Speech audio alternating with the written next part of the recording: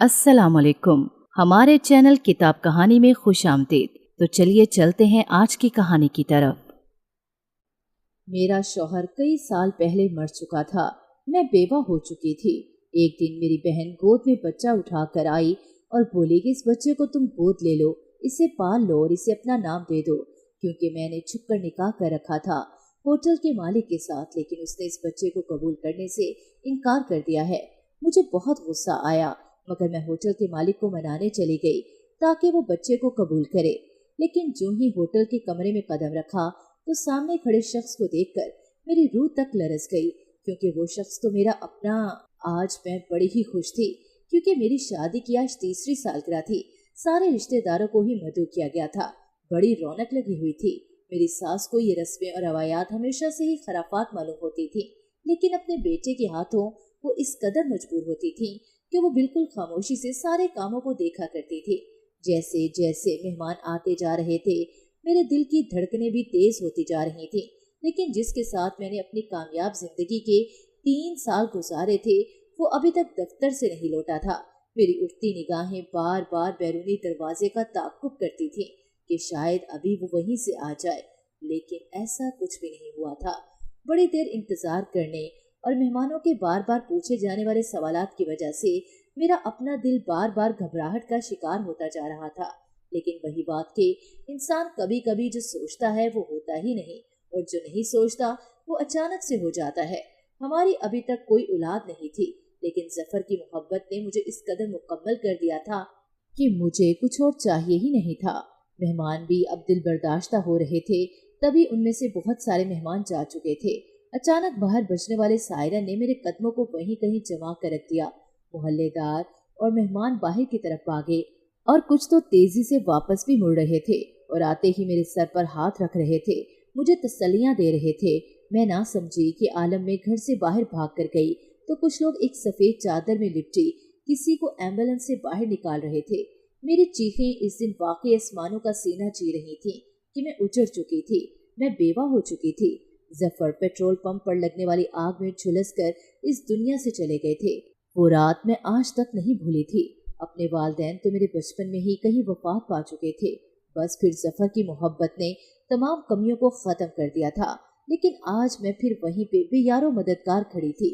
मेरे पास तो जीने का कोई सहारा भी नहीं था, लिहाजा ससुराल में रहने का कोई जवाब भी नहीं था। इसलिए सास ने 3 दिन के बाद ही धक्के देकर घर से बाहर निकाल दिया था। आज इस बात को 5 साल बीत गए हैं और मैं लोगों के घरों में काम करके गुजारा कर रही हूँ। अभी भी क्या जिंदगी है, क्योंकि सर पर ना तो कोई छत है और ना ही कोई पांव तले मुनासिब ठिकाना। बस मैं हूँ और मेरे ये खराब तरीन हालात हैं। न जाने क्यों जफर को इतनी जल्दी थी इस दुनिया से जाने की। ये एक ऐसा सवाल था जो मैं बार बार खुद से पूछती थी, लेकिन मेरे पास इन सवालात के कोई जवाब नहीं थे। बस अब तो दिन गुजारने वाली बात ही थी जो मैं गुजार रही थी। मैं पूरा दिन लोगों के घरों में काम करती थी और एक मेरी मालकन जिसके बच्चे बाहर के मुल्क में रहते थे, उसने मुझे ये कहा कि मैं उसके सर्वेंट क्वार्टर में रह सकती हूँ। इसलिए अब एक बेगानी ही सही, लेकिन मेरे सर पे छत जरूर मौजूद थी। मालकन वैसे तो बड़ी अच्छी थी, लेकिन उसने इस बात पर पाबंदी लगाई हुई थी कि मेरा कोई भी रिश्तेदार मुझसे मिलने के लिए नहीं आएगा। इस बात का मैं भी बड़ा ही खास ख्याल रखती थी। लेकिन एक दिन वो कुछ हुआ जिसके बाद मेरे लिए इस मालकिन के घर में भी पनाह लेना महाल हो चुका था। एक दिन कुछ ऐसा हुआ कि मैं मालकिन के पैरों में तेल लगा रही थी कि अचानक ही गेट पर बेल बजी और चौकीदार ने दरवाजा खोला। अंदर आने वाले को देखकर मेरे पैरों तले से जमीन ही निकल गई। मालकिन कहने लगी कि सकीना कौन आया है। मुझसे कोई बात ही न बन सकी और मैं आए बाएं शाएं करने लगी। मालकिन के पुरजोर इसरार पर भी मैंने इनकार ही किया, क्योंकि मुझे वो शर्त याद थी कि अगर कोई भी मेरा रिश्तेदार आया तो उसके साथ साथ मुझे भी धक्के देकर निकाल दिया जाएगा। अब मेरे पास कोई जवाब ही नहीं बन पा रहा था कि अचानक वाली फोन कॉल ने मेरी तमाम उम्मीदों पर पानी फेर दिया था। मालका ने चौकीदार को फोन मिलाकर पूछा तो उसने बता दिया कि सकीना की बहन है। अब तो मुझे यकीन हो गया कि मेरी छुट्टी आज ही हो जानी है। लेकिन मुझ पे हैरतों के पहाड़ तो तब टूटे जब मालका ने मेरी बहन को देखकर न सिर्फ कुछ कहा नहीं, बल्कि खामोशी से उठकर अपने कमरे में भी चली गई। मैं ये बात किसी भी तौर पर कबूल नहीं कर पा रही थी कि ये माजरा क्या है। बहरहाल मैंने अपनी बहन से यहाँ आने की वजह दरियाफ्त की तो वो मुसलसल रोए जा रही थी और कहने लगी कि मैं बड़ी मुश्किल में हूँ। मैंने कई दफा इससे पूछा कि क्या मुश्किल है, लेकिन वो कुछ भी बोल नहीं रही थी, बल्कि रोती ही जा रही थी। उसको रोता हुआ देखकर मैं मजीद परेशान हो गई थी, क्योंकि वो भी किसी बड़े ही अमीर बंदे से शादी करके अपना घर बसा चुकी थी। लेकिन उसके आंसू मुझे कुछ और ही सोचने पर मजबूर किए जा रहे थे। मैंने उसे 2 से 3 दफा पूछा भी, लेकिन वो कुछ भी न बोली, बल्कि कुछ देर मेरे पास बैठी और बिना कुछ खाए पिए कुछ ही देर में उठकर जाने लगी। इसके जाते ही मेरी मालकिन कमरे से बाहर निकल आई और आकर पूछने लगी कि मेरी बहन कहाँ गई है।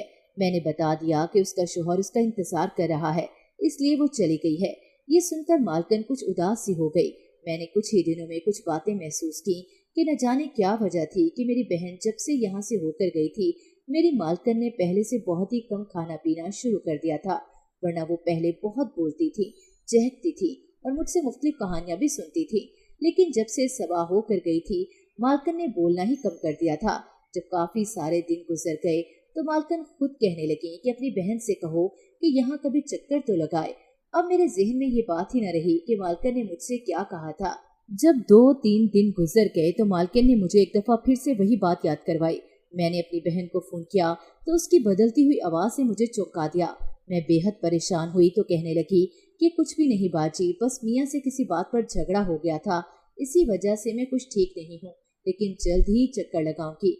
मैंने मालकिन के एक दफा फिर से पूछने पे सारी बात बता दी, लेकिन ये क्या, मेरी मालकिन तो ये सुनते ही जर्द चेहरे के साथ बेइंतहा परेशान हुई और कहने लगी कि मुझे अपनी बहन के पास अभी ले जाओ।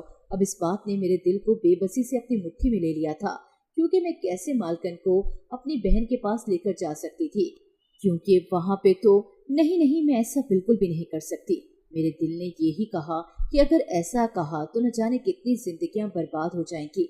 इसलिए मैं अपनी मालकिन को टालती ही रही कि किसी भी तरह ये बात उनके दिमाग से निकल जाए और इस बात को भूल जाए।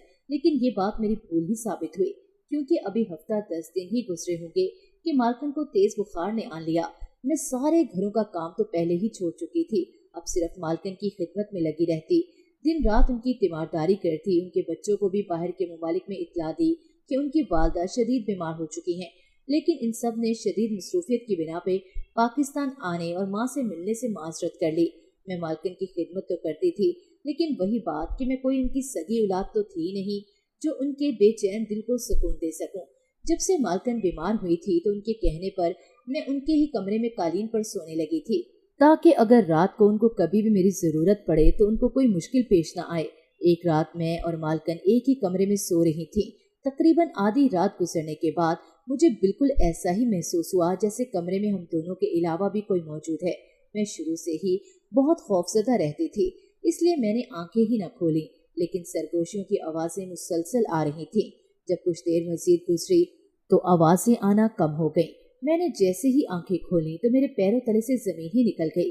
जब मैंने मालकिन को बिल्कुल सही सलामत कमरे के दरवाजे से वापस कमरे में आता हुआ देखा, वो बड़ी मुस्कुराती हुई कमरे में दाखिल हुई। ये बात मेरे लिए बड़ी तशवीशनाक थी, क्योंकि मालकिन तो ज्यादा चल फिर नहीं सकती थी। फिर ये सब कैसे हो गया कि वो खुद चल फिर कर कमरे से बाहर गईं और फिर बिल्कुल सही सलामत वापस भी खुद ही आ गई थी।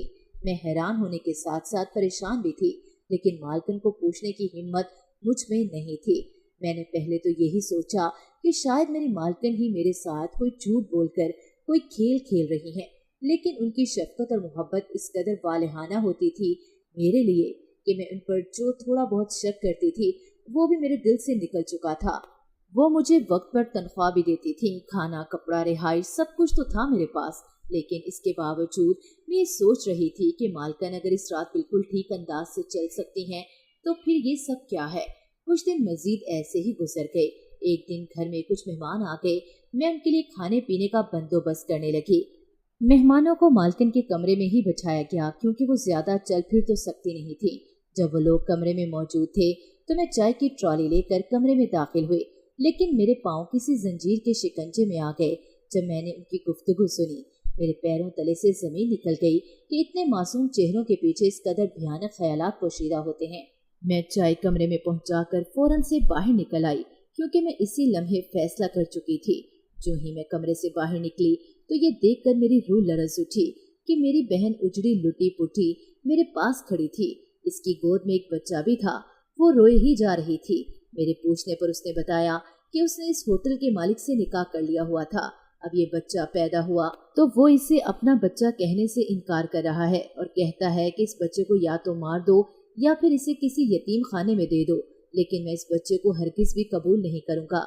मुझे ये सब कुछ सुनकर बेहद गुस्सा आया और मैंने अपनी बहन को तसल्ली दी और उससे कहा कि यहाँ तुम्हारा रहना बिल्कुल भी मुनासिब नहीं है, इसलिए हम दोनों को यहाँ से फौरन चले जाना चाहिए। लेकिन हम लोग जाएंगे कहाँ? मेरी बहन ने परेशान होते हुए मुझसे पूछा। अरे कहीं भी चले जाएंगे, लेकिन यहाँ पर नहीं रहेंगे। मेरे कानों में मालकन और मेहमानों की गुफ्तगू बार बार गूंज रही थी। हम दोनों जैसे ही वहाँ से निकलने लगे तो चौकीदार ने हमें वहीं पर रोककर ये कहा कि हम लोग बेगम साहिबा की इजाजत के बिना कहीं भी नहीं जा सकते। मेरे दिल ने जल्दी से कोई बहाना बनाने की कोशिश की। मैंने कहा कि मेरी बहन के बच्चे की तबीयत बड़ी खराब है, हम इसे डॉक्टर के पास लेकर जा रहे हैं। हम दोनों बड़ी मुश्किल से वहाँ से निकले और मैंने बहन को अपने एक रिश्ते की खाला के पास छोड़ा और मैं बहन से उनके शौहर का पता लेकर उसके होटल में जा पहुंची। मैं जिस बस में सवार थी वहाँ पे मुझे सीट सबसे पीछे मिली थी। मैं अपने ही ख्यालों में मगन थी कि अचानक ही एक जगह पर बस रुक गई। शायद किसी मुसाफिर ने बैठना था। वो एक मर्द मुसाफिर था। वो जैसे ही बस में सवार हुआ मुझे ऐसे लगा जैसे मैंने उसे कहीं पे देखा है। मेरे ज़हन ने बहुत सोचने की कोशिश की लेकिन नाकाम रही। कुछ ही देर गुजरी होगी कि बस एकदम से रुक गई। मैं बेसाख्ता उसकी तरफ देखने लगी। मेरे ज़हन में एक झांका हुआ और मैं उछलते उछलते रह गई, क्योंकि ये तो वही था जिसको मैंने कुछ ही देर पहले अपनी मालकिन के कमरे में देखा था। मुझे हैरत इस बात की थी कि ये तो गाड़ियों में बैठने वाले लोग हैं, फिर ये क्यों इस तरह गैर मेरी तरह बसों में धक्के खा रहा है। फिर मुझे लगा कि जैसे ये शख्स मेरा कहीं पीछा तो नहीं कर रहा। ऐसे लातादाद सवालात मेरे जहन में आ रहे थे। मैं उसकी तरफ लपकी ताकि उससे ये पूछ सकूं कि वो मेरा पीछा क्यों कर रहा है, लेकिन जैसे ही वो मेरी सोच पड़ चुका हो, मेरे वहां तक पहुंचते पहुंचते वो जल्दी से बस से नीचे उतर गया और मेरे देखते ही देखते वो एक तंग सी गली में दाखिल हो गया। मेरा स्टॉप भी वहीं कहीं करीब ही था। मैं भी उतर गई और एक और तंग सी गली में दाखिल होने लगी, लेकिन मेरे पास मौजूद एक कागज के पुर्जे पर बहन के शौहर का पता लिखा हुआ था। मैंने वहाँ एक दुकानदार से पता पूछा तो उसने मेरी रहनुमाई की। मैं 2 गलियां छोड़कर तीसरी तंग सी गली में दाखिल हो गई। वहाँ से बाईं तरफ मुड़ गई। वहाँ सामने ही एक आलीशान सा होटल था जिसपे मालिक का नाम लिखा हुआ था। मैं होटल के बैरूनी दरवाजे से दाखिल हुई तो चौकीदार ने मेरी ज़ाहिरी हालत की वजह से मुझे वहीं पर रोक दिया, लेकिन जब मैंने बताया कि बड़ी ही मजबूरी में मालिक से मिलना है तो वो मुझे होटल के कमरे में ले गया। मैं जैसे ही कमरे में दाखिल हुई तो एक 6 फुट कद का मर्द मेरी जानिब पुश्त किए खड़ा था। मैंने जाते ही उसका नाम पुकारा और वो मेरी तरफ मुड़ा। जैसे ही वो मेरी तरफ मुड़ा तो मेरी नजर उसके चेहरे पर पड़ी। मेरे सर पे 7 आसमान गिर पड़े और पैरों तले से जमीन भी निकल गई, क्योंकि वो कोई और नहीं, मेरा फौतशुदा शौहर था। मैं बेहोश हो चुकी थी। न जाने कितनी ही देर में उसी कैफियत में रही थी। मुझे कुछ भी समझ नहीं आ रही थी कि मैं कहाँ हूँ, मेरे आसपास कौन है, मैं यहाँ क्यों आई थी। मैं मुकम्मल तौर पर बेहोश पड़ी हुई थी, लेकिन अपने इर्द गिर्द मौजूद काफी आवाजों ने मुझे जागने पर मजबूर कर दिया था। मैंने आहिस्ता आहिस्ता आंखें खोलना शुरू की। जैसे ही मैंने आंखें खोली तो मेरे इर्द गिर्द लोगों का हजूम था, जिसमें मेरी बहन, वो बस में सवार होने वाला शख्स, मेरी मालकन और मेरा शौहर भी शामिल थे। मेरे शौहर की गोद में वही मेरी बहन का बच्चा था जो बड़े ही आराम से बैठा हुआ था, जैसे पुरानी वाकफियत हो। मैंने जैसे ही उठने की कोशिश की तो मेरे शौहर ने जल्दी से आगे बढ़कर मुझे फिर से लेटे रहने को कहा और कहा कि अभी तुम आराम करो। लेकिन मुझे एक पल भी चैन नहीं था, क्योंकि मैं हकीकत को जानना चाहती थी। मैं यहाँ क्यों आई हूँ? मैं चीखने चिल्लाने लगी। मेरे इस तरह करने पे मेरी मालकन आगे बढ़ी और कहने लगी कि अभी तुम कुछ देर आराम करो, तुम्हें सब कुछ मालूम हो जाएगा। लेकिन मैंने उनके दोनों हाथों को झटक कर एक तरफ कर दिया।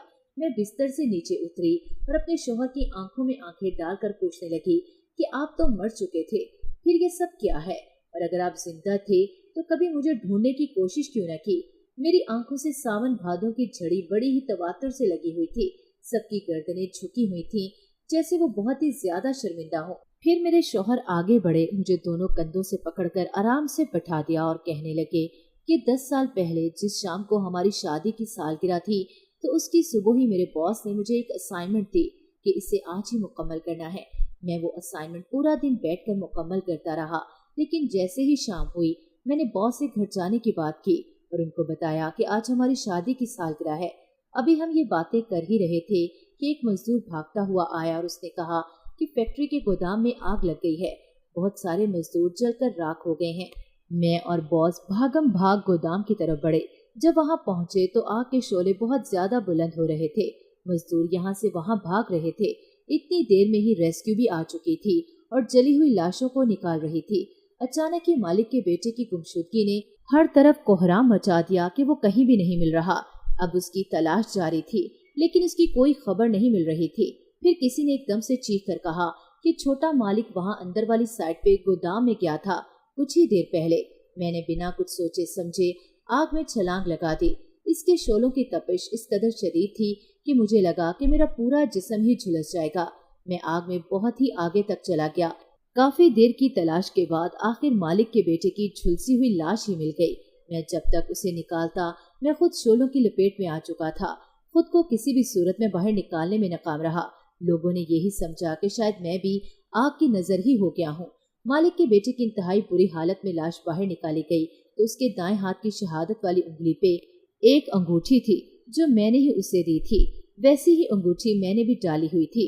अब उसी अंगूठी की वजह से ये ही मालूम हुआ सबको कि मैं ही झुलस कर मर चुका हूँ। बस इसी वजह से वो छोटे मालिक की लाश को मेरे घर तक पहुँचा दिया गया। इसके बाद मेरी बीवी के साथ जो जो कुछ हुआ वो सब कुछ मैं जानता था, क्योंकि मैं हर वक्त फिर तुम्हारे पीछे पीछे रहने लगा था। जब गोदाम की आग बुझ चुकी थी, लेकिन उसके बुझने में भी 3 दिन लगे। इस शाम जब मैं आग की लपेट में था तो गोदाम में एक सुरंग भी खोदी गई थी जिसका इल्म सिर्फ और सिर्फ मुझे था।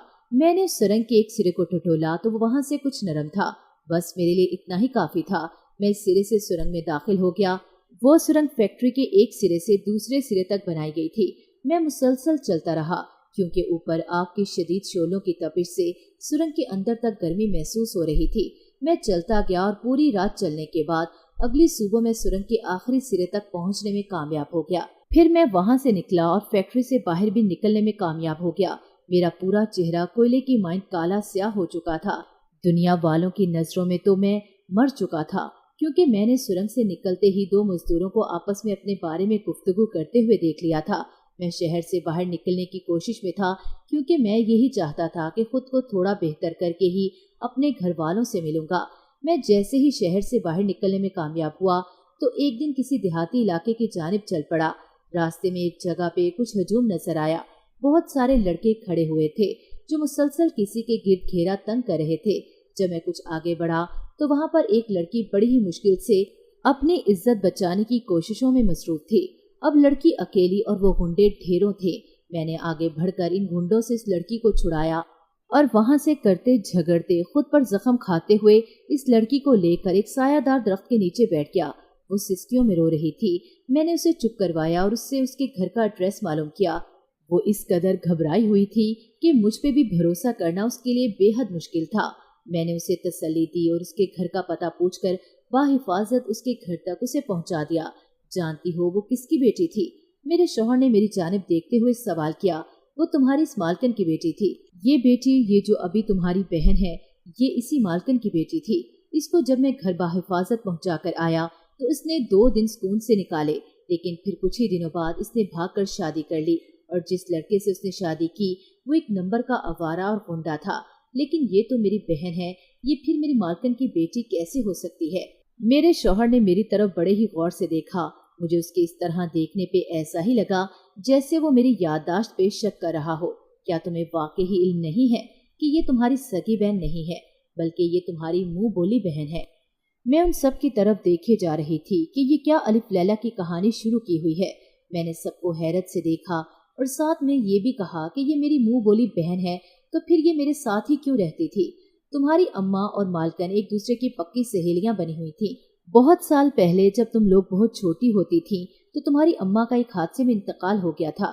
फिर मालकन की बेटी और तुम एक साथ ही खेलती थी, जिसकी वजह से तुम दोनों के दरमियान इतनी मोहब्बत पैदा हो गई थी कि कोई कह नहीं सकता था कि तुम दोनों सगी बहनें नहीं हो, क्योंकि तुम्हारी इस मालकन ने ही तुम्हारी परवरिश की थी और शादी की बात भी मेरे वालिदैन से इन्हीं लोगों ने की थी। ये अलग बात है कि मेरी अम्मा ने कभी भी तुमको या तुम्हारी इन मुंह बोली अम्मा को कभी भी मिलने नहीं दिया था। यही वजह है कि तुमको यही बताया गया कि तुम्हारे वालिदैन एक हादसे में वफात पा गए थे। तुम्हें बाकी तो सब कुछ अच्छी तरह से याद था, लेकिन एक दफा शादी से कुछ ही अरसा पहले जब तुम सीढ़ियों से गिरी थी तो तुम्हारे सर पर चोट लगी। इस चोट की वजह से तुम कभी कभार भूल जाने के आलस्य में मुब्तला हो जाती थी, और ये सारी बात मुझे पहले से ही मालूम थी। मैं सब कुछ जानते हुए भी तुम्हें बहुत ही ज्यादा चाहता था। खैर, मैंने जैसे ही इस लड़की को इसके घर में छोड़ा तो वहां से निकला और चलते चलते अपने घर की तरफ भी आया, ताकि सबको बता सकूं कि मैं अभी जिंदा हूँ। लपकती आग के इन भड़कते शोलों ने मेरी शख्सियत को 2 दिन में ही बदल कर रख दिया था। मैं जैसे ही अपने मोहल्ले में आया तो मुझे पता चला कि मेरे वालिदैन और बहन भाइयों ने तुम्हें घर से निकाल दिया है। काफी तलाश किया, लेकिन तुम्हारा कोई पता ही नहीं चल सका। मैं इस कदर मायूस हो चुका था कि शहर की रौनकों से मेरा दिल बुरी तरह उचाट हो चुका था। मैंने यही फैसला किया कि किसी जंगल में जाकर ही पनाह लूंगा। चलते चलते मैं शहर से देहातों की जानिब चल पड़ा, और देहातों में भी मैंने अपने लिए सहरा को चुना था, ताकि मैं अलग से एक तरफ होकर ज़हनी परेशानी से निकल सकूं। मैं एक जंगल की तरफ चल पड़ा। वहां एक झोंपड़ी देखी और इसमें एक बुजुर्ग लेटे हुए थे, इंतहाई कसम कुर्सी की हालत में थे। मैं भी वहीं जाकर बैठ गया। उनके पास खाने को कुछ भी नहीं था सवाए पानी के। उन्होंने मुझे देखा तो पानी पिलाया। मैं दावे से कह सकता हूँ कि वैसा शीरीं और लजीज पानी मैंने ना तो पहले कभी पिया और ना ही वैसे जायके को पहले कभी चखा। जब मैं पानी पी रहा था तो वो बुजुर्ग बड़े ही गौर से मुझे देख रहे थे। मैंने उनसे कोई भी बात नहीं की। वो कुछ देर तक तो मेरे पास बैठे रहे, फिर उठकर बाहर चले गए। जब वो काफी देर तक वापस नहीं आए तो मुझे बेचैनी हुई। मैं भी उठकर बाहर चल पड़ा। जब कुछ ही आगे चल कर गया होऊंगा तो देखा कि वो बुजुर्ग एक जगह पर लेटे हुए। मुझे बड़ा ही ताज्जुब हुआ और मैंने करीब जाकर उनको देखा। मुझे लगा कि शायद वो सो रहे हैं, लेकिन जब गौर से देखा तो इल्म हुआ कि वो तो मुकम्मल तौर पर बेहोश हो चुके हैं। मैं उनको उठाकर उनकी झोंपड़ी तक लाया, उनको पानी पिलाया, और कुछ देर के बाद जब उन्हें होश आई तो वो शुक्रिया अदा करने लगे। फिर हमारी दोस्ती हो गई और उन्होंने मुझसे हाल अहवाल मालूम करते हुए मुझसे सारी दास्तान सुन ली। उनके कहने में आकर मैं 2 दिन के बाद दोबारा अपने घर की तरफ गया तो पता चला कि मेरे घर वाले वहां से चले गए हैं, सब कुछ औने पौने बेचकर। मैं पूरा दिन उनको ढूंढता रहा, लेकिन सब यही कहते थे कि वो लोग यहाँ से कहाँ गए हैं किसी को भी मालूम नहीं है। मैं शदीद मायूसी के आलम में वापस उसी बुजुर्ग के पास चला गया। अब पेट भरने के लिए कुछ तो चाहिए ही था, इसलिए मैंने जंगल से लकड़ियां काटी और उन्हें फरोख्त करने लगा। अब फरोख्त करने के लिए भी मुझे कहीं नहीं जाना पड़ता था, बल्कि वो खरीदार खुद ब खुद ही जंगल में आ जाते थे। इसी तरह से दिन गुजरते गए और मैंने अपनी मेहनत के बलबूते पे बहुत पैसा कमाया। इन बुजुर्ग की खिदमत मैंने बिल्कुल वैसे ही की जैसे मैं अपने सगे माँ बाप की खिदमत करता हूँ। एक दिन मैं शहर गया। उस वक्त तक मेरे हालात काफी हद तक बदल चुके थे। मेरा हुलिया भी बिगड़ चुका था। मैं जो ही एक गली में दाखिल हुआ तो दूसरी तरफ से तुम मुझे आती हुई नजर आई। मैंने तुम्हारा पीछा करना शुरू कर दिया, लेकिन मेरे देखते ही देखते तुम एक कोठी में दाखिल हो गई। मैंने बड़ी कोशिश की कि एक दफा सिर्फ तुमसे मिल लूं, लेकिन नाकाम वापस लौट आया। वो शाम मेरे लिए जिंदगी की सबसे ज्यादा उदास शाम थी। बाबा जी को जब सब कुछ बताया तो कहने लगे कि अभी जुदाई मुकद्दर में है, लेकिन बहुत ही जल्द मुलाकात होगी। अब मैंने जंगल से मुल्हक्का एक होटल भी बना लिया था, जिसमें मुसाफिर और स्याह आकर ठहरते थे। अच्छी खासी आमदनी हो जाती थी। मेरी शान और शौकत देखकर तुम्हारी इन मालकन ने मुझसे अपनी बेटी के रिश्ते की बात की, जो मैंने साफ इनकार कर दिया कि मैं पहले से ही शादीशुदा हूँ। लेकिन ये तुम्हारी मुंह बोली बहन मुझसे मोहब्बत करने लग गई, लेकिन मैं तुमसे कैसे बेवफाई कर सकता था। फिर एक दिन मैंने अपने होटल को शहर की मसरूफ तरीन शाहरा पर मुंतकिल कर दिया और अपना हुलिया भी इस तरह का बना लिया था कि कोई भी मुझे पहचान नहीं सकता था। एक दिन तुम्हारी इस मालकन और मुंह बोली वालदा ने मुझे पैगाम भिजवाया कि मैं जल्दी से आकर इनकी बात सुन लूं। मैं इनका बहुत ही ज्यादा एहतराम करता था। मैं जैसे ही घर पहुंचा तो मालकन सर पकड़कर बैठी हुई थी, क्योंकि तुम्हारी इस मुंह बोली बहन ने छुपकर मेरे होटल के बिल्कुल सामने वाले होटल से निकाह कर लिया था। और निकाह के बारे में इल्म ही उस वक्त हो सका जब ये उम्मीद से हो चुकी थी। अब अपनी इज्जत को बचाने के लिए इसने अपने शौहर से बड़े ही आराम से बात की, लेकिन वो हत्थे से उखड़ गया और उसको धमकियां देने लगा कि अगर कोई ज्यादा चालाकी दिखाने की कोशिश की तो जान से मार दूंगा। फरा को इस बात का एहसास बड़ी मुश्किल से इस वक्त हुआ जब वो काफी वक्त बीत चुका था। अब तो मालकन को भी शदीद घबराहट शुरू हो गई कि अब क्या किया जाए, लेकिन होने को कौन टाल सकता है। जो होना होता है वो तो होकर ही रहता है ना। وقت گزرتا گیا اور فرا آخرکار ماں بن گئی۔ اب دنیا والوں کی نظروں میں تو یہ گناہ ہی تھا نا کہ ایک ایسا بچہ جس کے باپ کے بارے میں کوئی جانتا ہی نہیں تھا، اس کی پیدائش کا ہو جانا سراسر گناہ کے زمرے میں ہی آتا تھا۔ پھر ایک دن جب اس کا بچہ پیدا ہوا تو تم اپنی کسی اور مالکن کے ساتھ ہسپتال میں تھی، وہیں یہ تمہیں ایک دفعہ پھر سے فرا ملی اور منتیں کرنے لگی کہ گھر چلو کیونکہ گھر میں امی بالکل اکیلی ہیں۔ اسی طرح تم اس کے گھر میں آ گئی تھی، لیکن تمہیں اپنا ماضی بالکل بھی یاد نہیں تھا، اسی لیے تم اس گھر میں ایک دفعہ پھر سے رہنے لگی تھی۔ مالکن جن کو میں ماں جی کہہ کر پکارتا تھا وہ فرا کو بے حد یاد کرتی تھی۔ انہوں نے بچے کی پیدائش پہ اسے گھر سے نکال دیا تھا، لیکن فرا تمہارے ساتھ رابطے میں رہی تھی۔ وہ جب ایک دو دفعہ تم سے ملنے کے لیے گھر میں آئی تو ماں جی تڑپ اٹھی تھی، لیکن اس کو سزا دینے کی خاطر بالکل بھی یہ محسوس نہ ہونے دیا کہ وہ اس کی ماں ہے۔ لیکن ایک رات کے اندھیرے میں وہ کسی سے باتیں کر رہی تھی، کچھ یاد آیا، میری طرف سوالیہ انداز میں دیکھتے ہوئے پوچھا۔ مجھے اس رات والا واقعہ یاد آ گیا۔ اس رات اماں جی سے ملنے کے لیے میں ہی آیا تھا، کیونکہ دن کے وقت میں ابھی تمہارا سامنا کرنے کے قابل خود کو سمجھتا ہی نہیں تھا۔ بس میں نے جب تمہیں یہاں دیکھا تو پھر اماں جی کو سب کچھ بتا دیا۔ وہ بڑی خوش تھی کہ چلو میری شکل میں ان کو ایک اچھی سی بہو بھی مل چکی تھی۔ پھر میں اس گھر کے چکر لگاتا رہا تھا، لیکن جنگل والے بزرگ کے مطابق 10 سال تک خوب محنت کرو، اپنا ایک مقام بناؤ اور اپنی بیوی کی ہر وہ خواہش پوری کرو جن کے لیے وہ ان 10 سالوں میں ترسی ہوگی۔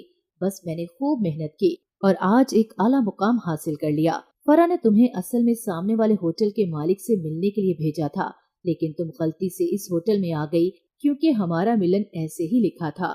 میرے شوہر نے جب ساری بات بتا دی تو وہ دونوں ہاتھ جوڑ کر میرے سامنے گھٹنے ٹیک کر بیٹھ چکے تھے۔ مجھے ان کا یہ جھکا ہوا سر بالکل بھی اچھا نہیں لگ رہا تھا۔ میں نے آگے بڑھ کر ان کو زمین سے اٹھایا۔ اسی اثنا میں فرا اپنی ماں کے پیروں کو پکڑ چکی تھی اور کہہ رہی تھی کہ جب تک مجھے معاف نہیں کریں گی میں یہاں سے نہیں جاؤں گی۔